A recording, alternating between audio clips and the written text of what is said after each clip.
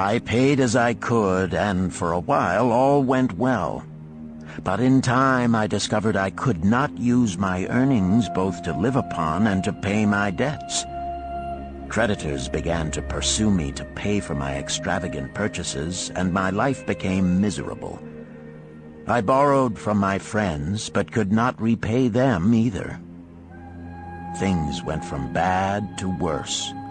My wife returned to her father, and I decided to leave Babylon and seek another city where a young man might have better chances.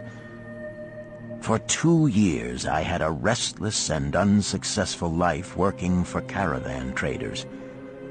Our 2 leaders were killed, and the rest of us were taken to Damascus, where we were stripped of our clothing and sold as slaves. I was purchased for 2 pieces of silver by a Syrian desert chief. I was subject to their will without weapons or means of escape. I wondered if I could expect pity from them. Sirah, the first wife, was older than the others. Her face was impassive as she looked upon me. The next was a contemptuous beauty who gazed at me as indifferently as if I had been a worm of the earth. The 2 younger ones tittered as though it were all an exciting joke. It seemed an age that I stood waiting sentence. Each woman appeared willing for the others to decide. So I was turned over to Sirah. I took the occasion to thank her for her intercession, and also to tell her that I was not a slave by birth, but the son of a freeman. Her comments were disconcerting to me, and I pondered much afterward on what she said. How can you call yourself a free man when your weakness has brought you to this? If a man has in himself the soul of a slave, will he not become one no matter what his birth, even as water seeks its level? If a man has within him the soul of a free man, will he not become respected and honored in his own city in spite of his misfortune?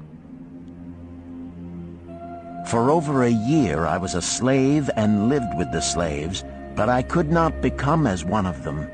One day Sirah asked me, "Why dost thou sit in thy tent alone?" To which I responded, "I am pondering what you have said to me. Have I the soul of a man, or have I the soul of a slave? Have you a desire to repay the just debts you owe in Babylon?" she parried.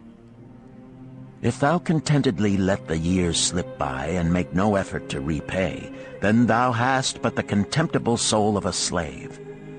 No man is otherwise who cannot respect himself, and no man can respect himself who does not repay honest debts. Does not thy great king fight his enemies in every way he can and with every force he has? Thy debts are thy enemies. They ran thee out of Babylon. You left them alone, and they grew too strong for thee. Hadst fought them as a man, thou couldst have conquered them and been one honored among the townspeople. But thou had not the soul to fight them, and behold, thy pride hast gone down until thou art a slave in Syria." 3 days later, the maid of Sirah took me to her mistress. Sirah dismissed the maid and said to me, "Tabasir, hast thou the soul of a free man, or the soul of a slave? Now is thy chance to prove it. Take then these camels and make thy escape. I will say thou stole the camels and ran away while I visited my sick mother. Go thy own way, and may the gods of the desert protect thee, for the way is far and barren of food or water."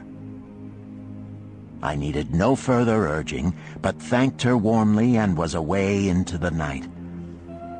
All that night I traveled, and all the next day, urged on by the knowledge of the terrible fate that was meted out to slaves who stole their master's property and tried to escape. The sharp rocks bruised the feet of my faithful camels, and soon they were picking their way slowly and painfully along. It was such a journey from then on as few men live to tell of. Day after day we plodded along. Food and water gave out. The heat of the sun was merciless. At the end of the 9th day, I slid from the back of my mount with the feeling that I was too weak to ever remount, and I would surely die, lost in this abandoned country. Could it be that in this peaceful quiet I faced my end? My body now seemed of little importance. My parched and bleeding lips, my dry and swollen tongue, my empty stomach, all had lost their supreme agonies of the day before. I looked across into the uninviting distance, and once again came to me the question, have I the soul of a slave or the soul of a free man? Then, with clearness, I realized that if I had the soul of a slave, I should give up, lie down in the desert and die, a fitting end for a runaway slave. But if I had the soul of a free man, what then? Why had I refused to stand my ground like a man? Why had I permitted my wife to go back to her father? Then a strange thing happened. At last I saw the true values in life. Die in the desert, not I. With a new vision, I saw the things that I must do. My debts were my enemies. But the men I owed were my friends, for they had trusted me and believed in me. I staggered weakly to my feet. What mattered hunger? What mattered thirst? They were but incidents on the road to Babylon. Within me surged the soul of a free man going back to conquer his enemies and reward his friends. I thrilled with the great resolve. The glazed eyes of my camels brightened at the new note in my husky voice. With great effort, after many attempts, they gained their feet. With pitiful perseverance, they pushed on toward the north, where something within me said we would find Babylon. We found the trail to Babylon because the soul of a free man looks at life as a series of problems to be solved, and solves them, while the soul of a slave whines, "What can I do who am but a slave?"